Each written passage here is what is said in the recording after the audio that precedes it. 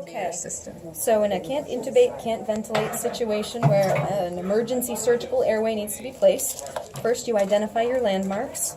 The first palpable prominence is the thyroid cartilage. Between that, there should be a soft spot. The second palpable landmark would be the cricoid cartilage. That soft spot in the middle is your cricothyroid membrane. That's your target. So you feel that soft indentation with your finger. You want to keep your non-dominant hand there, holding both landmarks. Next step, you want to take a needle attached to a syringe that's half filled with sterile liquid of some type. You're going to advance it into your membrane while withdrawing, and you're looking for a stream of bubbles. That indicates that you have reached the airway. You remove your syringe. Next step, you want to advance a guide wire through your needle.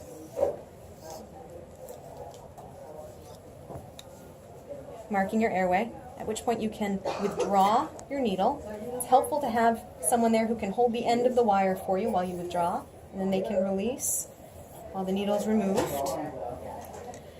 Next step, you take your blade, and you'll have your assistant remove the safety cap. You want to make a vertical incision through the skin, just through the skin. You palpate, and you can spread the skin with your finger, like a blunt dissection.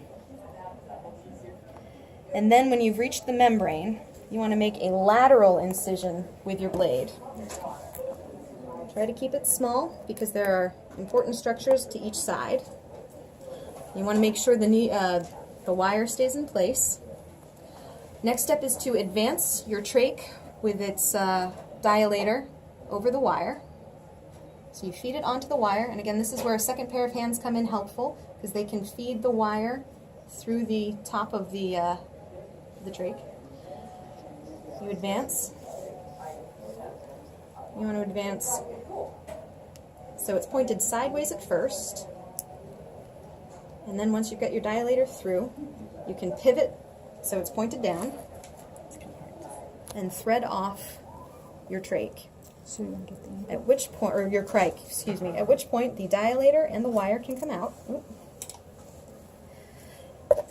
And you could use an ambu bag to ventilate.